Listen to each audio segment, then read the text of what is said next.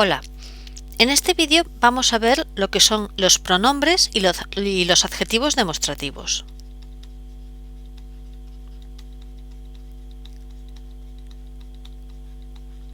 Bien, tenemos los que son demostrativos propiamente dichos, que serían ik, aek, ok, que significa este, iste, ista, istud, que significa ese,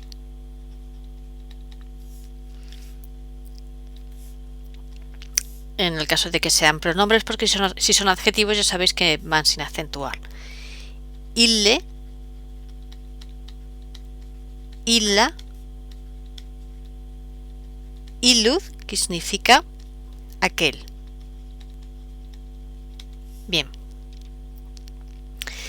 estos serían los demostrativos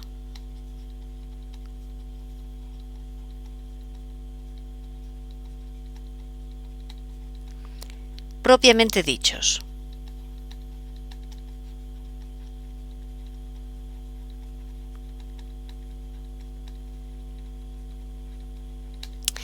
Después tenemos el demostrativo gramatical, que sería is, ea, id, que sería este,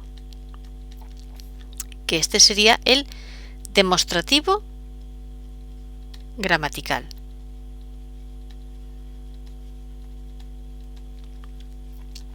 Y luego tendríamos el demostrativo de identidad, que sería idem, eadem, idem, que significa el mismo, e ipse, ipsa, ipsum, que significa el mismo. La diferencia es que aquí es artículo, el mismo niño, el mismo coche, y esto aquí, este él, es pronombre. Vino el mismo, nos lo dijo él mismo, sería la diferencia. Y estos serían demostrativos de identidad.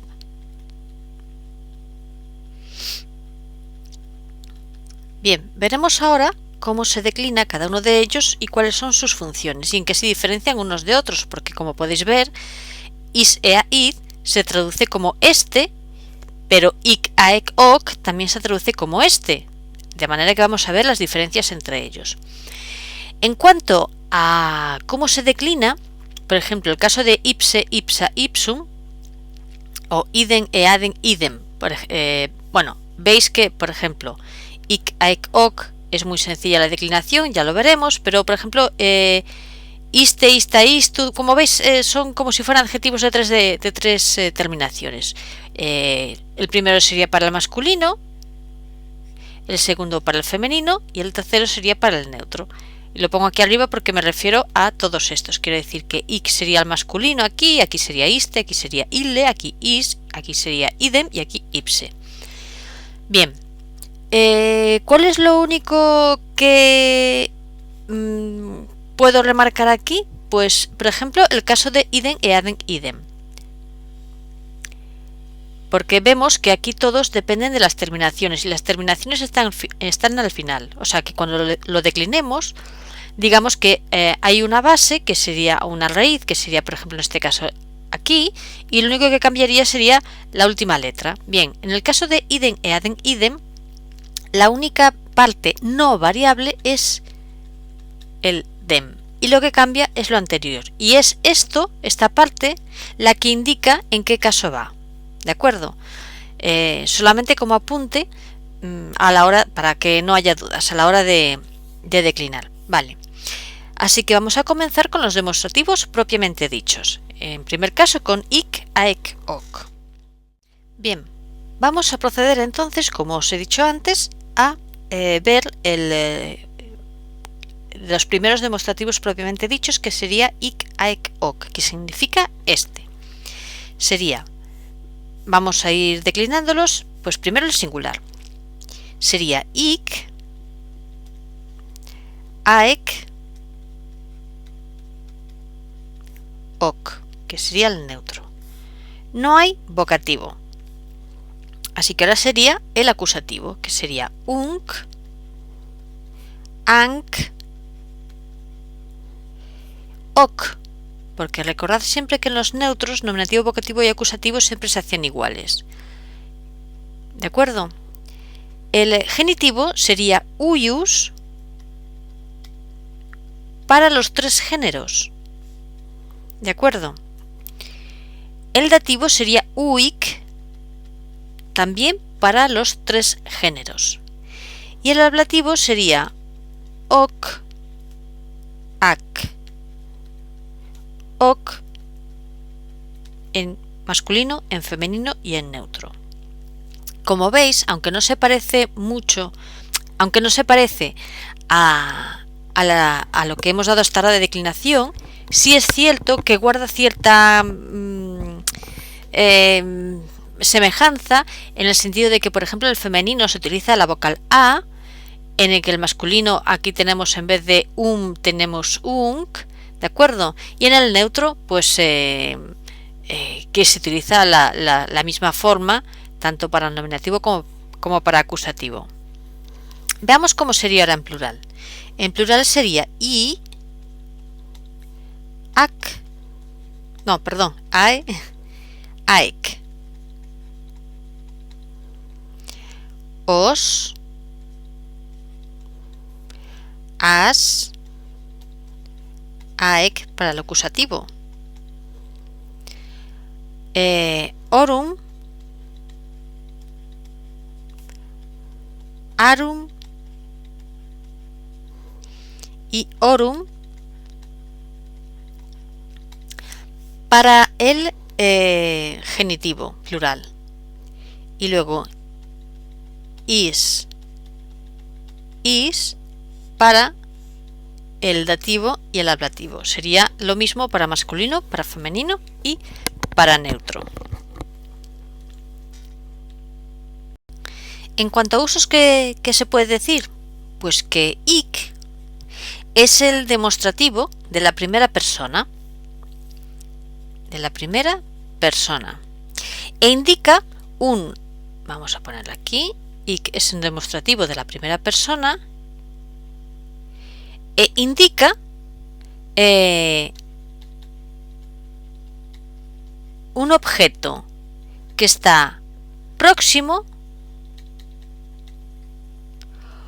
o perteneciente a la persona que habla.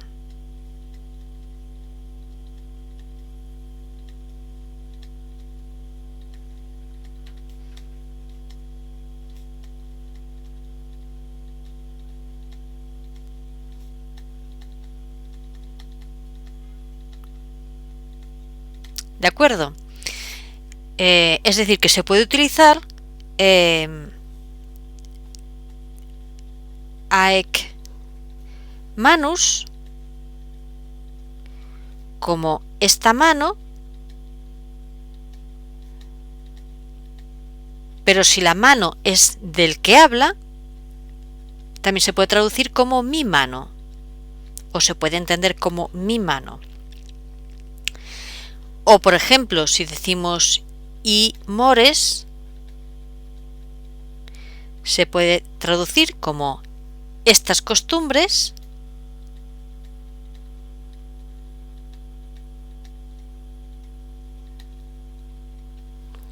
o como las costumbres de nuestro tiempo, porque decir mis costumbres suena como un poco a lo que yo suelo hacer en casa, pero no se refiere, moris no se refiere a ese tipo de costumbres, sino a las costumbres de nuestro tiempo, en el sentido de que las cosas que se hacen hoy día y que no se hacían en el pasado, o al revés. Entonces pondríamos las costumbres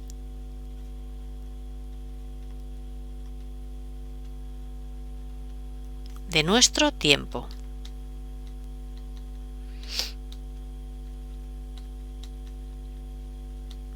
Bueno, eso con respecto a ik, aek, ok. Pues eso, que funciona como si fuera una primera persona, que podría traducirse, que normalmente indica un objeto que está próximo y que también puede indicar un objeto que pertenece a la persona que habla. Y si es un objeto que pertenece a la persona que habla, se puede traducir como un posesivo meus, como en el caso de aec manus, que sería esta mano, mi mano, o if mores, estas costumbres o las costumbres de nuestro tiempo. En cuanto al sufijo c, este que está aquí al final, en unk, anc, ok y ok, ac, ok,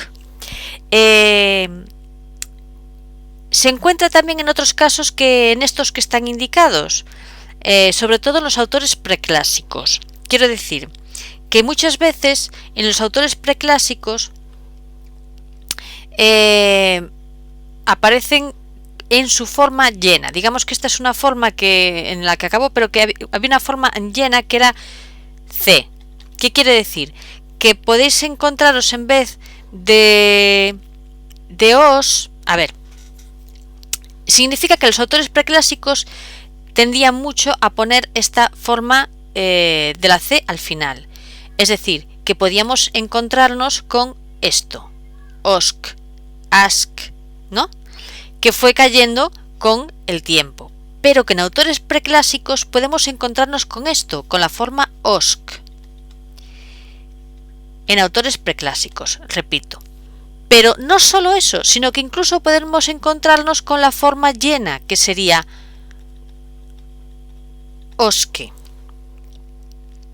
iske o uyuske.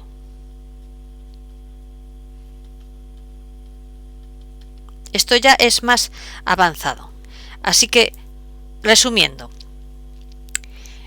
vamos a hacer otra vez un resumen, a repetirnos un poco. ¿Qué teníamos claro hasta ahora?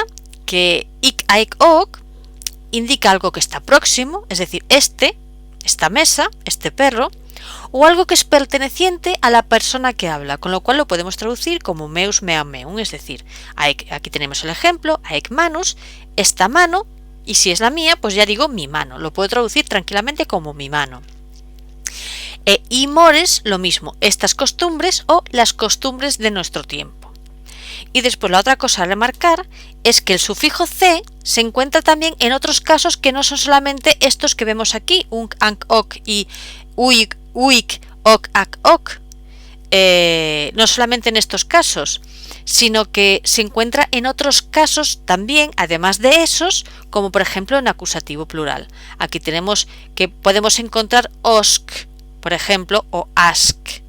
¿Qué ocurre? Que esto solamente lo vamos a encontrar en autores preclásicos. Y no solo lo podemos encontrar así, sino que podemos encontrar la forma llena. Se ve que hubo un momento primitivo en que esta palabra se escribiría así, oske, y que poco a poco, con el paso de los años, con el paso de, no de años, unos pocos años, sino de incluso el paso de los siglos, en la forma hablada, que es la que normalmente rige luego para la forma escrita, fue cayendo poco a poco pues algunas vocales y consonantes. Pues primero pudo haber caído la E y después cayó la C, como en este caso. Entonces podíamos encontrarnos con uyuske, por ejemplo, y con oske, que podemos encontrar en autores preclásicos este osk, incluso la forma oske. Pero eso depende del autor, es decir, en autores antiguos, no en los más modernos, sino que en los antiguos nos podemos encontrar no solamente esta forma acabada en C, osk, sino que también podemos encontrar la forma llena, que sería oske, y encontraríamos cosas como oske, iski, uyuske. ¿De acuerdo? Vale. Vamos a pasar al siguiente, que es iste, ista, istud. Iste, ista, istud significa ese, esa o eso. Veamos cómo se declina. Como el anterior tampoco tiene vocativo, y sería iste, ista, istud, que es cuando nombramos este pronombre y adjetivo, es como de la manera en que lo nombramos, iste, ista, istud. Eso sería el nominativo. Como acusativo tendríamos istum, istam, istud. Como veis, como es neutro, el nominativo y el acusativo son iguales. Luego sería istius e isti como genitivo y dativo para los tres géneros. Y por último el ablativo sería isto, ista, isto. ¿De acuerdo? Como vemos también aquí, la marca de género sería, por ejemplo, aquí la A, que se declinaría una cosa así parecida a lo que sería la primera declinación, aquí a lo parecido a lo que sería la segunda declinación, el masculino, y aquí lo que sería la segunda declinación en neutro. Vamos ahora con el plural. El plural sería isti, istae, ista, istos para el acusativo, istos, istas, ista. El genitivo plural sería istorum, istarum, istorum. Y luego para los tres géneros, el genitivo y el dativo sería istis, istis, istis, istis. Y serían para los tres géneros. Como veis, esta forma iste, ista, istud se parece mucho a lo que sería en español este, esta y esto. Aunque el esto como pronombre sí existe en español, no existe como adjetivo. Pero este y esta sí existen también como adjetivo. Este coche, esta casa. ¿Cuál es el uso de iste? O sea, de iste, ista, istud. Pues sería el demostrativo de la segunda persona que indica un objeto próximo o perteneciente a la persona con quien se habla. Si en el primer caso el ik, aek, ok era el demostrativo de la primera persona e indicaba un objeto próximo o que pertenecía a la persona que hablaba, o sea, el que habla está hablando de algo suyo, con lo cual se traduciría por mí, mío. En este caso, iste sería el demostrativo de segunda persona. Vamos a poner aquí de segunda persona, el demostrativo, e indicaría un objeto próximo,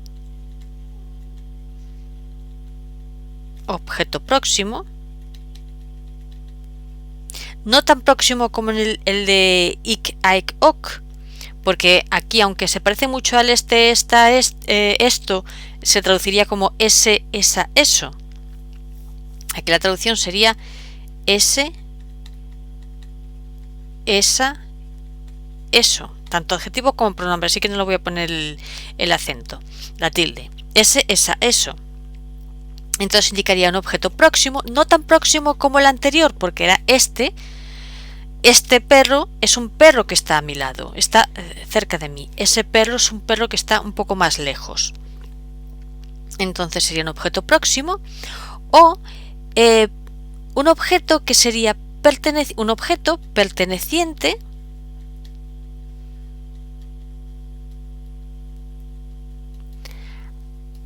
a la persona. Y aquí viene lo interesante y lo diferente. ¿Con quién se habla? ¿Con quién se habla? Es decir, el objeto ya no pertenece a la persona que habla. sino que pertenece a la persona con quien se habla. ¿De acuerdo? Entonces tendríamos ejemplos como por ejemplo ista auctoritas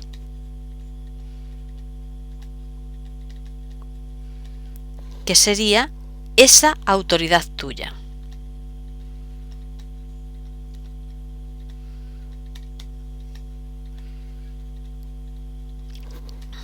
O por ejemplo, isti philosophy, los filósofos de que hablas. En los discursos judiciales se refiere generalmente a la parte contraria y adquiere a veces un matiz despreciativo. ¿De acuerdo? En el lugar de istud, esto como apunte, en el lugar de istud también se encuentra a veces istuk. ¿De acuerdo? Con el mismo sufijo c que anteriormente ik, aik, ok. O sea, en el lugar de istud, istuk. Bien. Ahora pasamos al siguiente, que sería ille, illa, illut, que significa aquel, aquella o aquello. Bien, en el caso de ille, illa, illut, significa, vamos a ponerlo aquí abajo, un momento, significa aquel, en el caso de que sea pronombre, aquella, aquello. Pero también se puede traducir como él, ella y ello. ¿De acuerdo? Vamos a ver ahora cómo se declina. Como en los casos anteriores, tampoco hay vocativo. De manera que el nominativo singular sería ille, illa, illud. El acusativo sería illum, illam, illud. El genitivo y el dativo serían los mismos para los tres géneros, que sería illius, el mismo para los tres géneros, e illi, el mismo para los tres géneros. Y luego sería illo, illa, illo. Luego en plural sería illi, el nominativo, illae, illa. El acusativo plural sería illos, illas, illa. El genitivo plural sería illorum, illarum, illorum. Y luego el dativo y ablativo sería illis para los tres géneros e illis de nuevo para los tres géneros. Por favor, nunca pronunciéis esto ille, illa, illud. No. En latín esto se pronuncia la doble L como si fueran, voy a poner aquí un ejemplo, como si bisílaba, es decir, la primera sílaba sería il y la segunda le, ille. Aquí lo mismo, il, la, illa, il, lud, illud. No ille, illa, illud. Eso no, porque si lo hacéis yo creo que vuestros profesores os masacran. Bien, voy a borrar esto de aquí abajo para tener más libertad para escribir. Bien, antes de nada vamos a poner dos ejemplos en el que se utiliza ille, illa, illud como pronombre y otro en el que se utiliza como adjetivo. ¿De acuerdo? Como pronombre, que es el primer ejemplo. Ille ambulat, que significa aquel o él se pasea. Notad una nota aquí que ambulat que significa pasearse. De aquí viene la palabra deambular, que es pasear sin un rumbo. Y luego esto es como pronombre. Y luego como adjetivo tenemos el ejemplo ille homo, perdón, esto es una M, ambulat. Es decir, aquel hombre se pasea.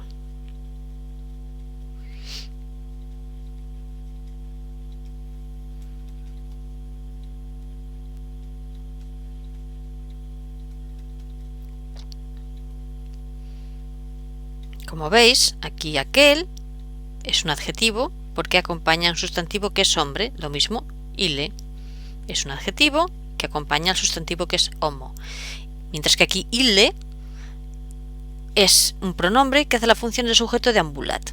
Bien, entonces, ¿qué me queda por explicar aquí? Primero, el uso de ille.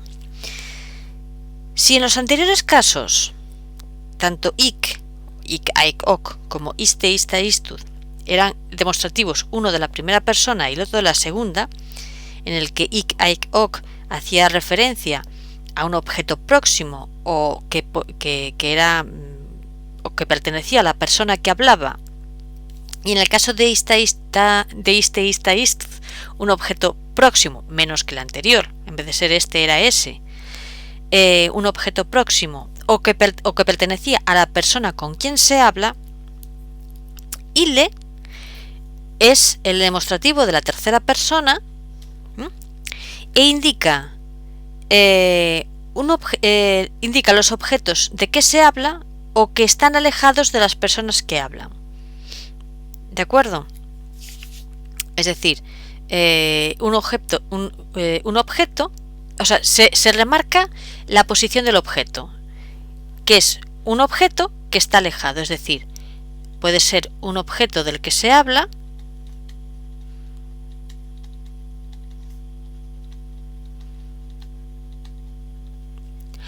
o también sirve para remarcar la lejanía del objeto.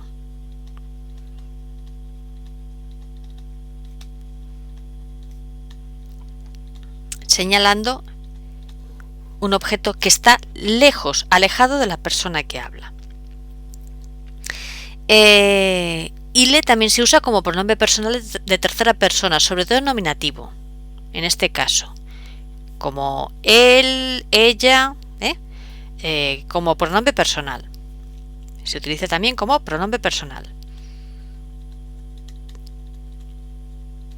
que sería la traducción de él, ella. Sobre todo en nominativo. También se usa con valor enfático para expresar admiración. Para expresar admiración. Un ejemplo de esto sería Coriolanus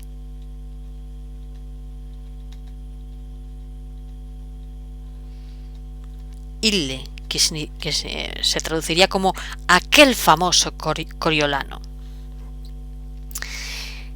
Y también otra cosa que tenemos que tener en cuenta es que a veces en el lugar de illud nos encontramos, como en el caso anterior, también iluk, con este famoso sufijo c. ¿De acuerdo? En el caso primero, perdón, en el caso primero, que decíamos de que ille es un demostrativo de la tercera persona que indica los objetos de los que se habla o que están alejados de la persona a la que se habla, voy a poner aquí un ejemplo que sería fons ribi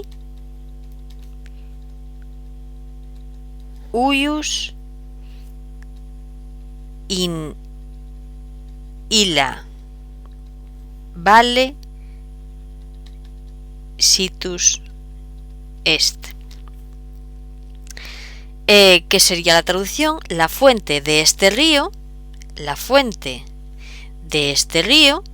porque esto es un genitivo de este río, es decir, un río que está cerca, un río que pasa entre nosotros, está situado o está situada, porque la traducción sería está situada, lo que pasa es que aquí es masculino, pues está esto situs en masculino, pero en castellano, en español, sería la fuente de este río está situada en aquel valle, el que está a lo lejos. Es decir, aquí Uyus nos está señalando algo que está cerca, un río que pasa por delante de nosotros, mientras que aquí Ila Valle nos está señalando un valle que está lejos. ¿De acuerdo? Para que veáis aquí la diferencia que está entre Uyus e Ila, haciendo referencia a la lejanía del objeto del que se está hablando. ¿Vale? Vamos con el caso siguiente, que sería is, ea, iz, que se traduciría como este, esta y esto, o él, ella, ello.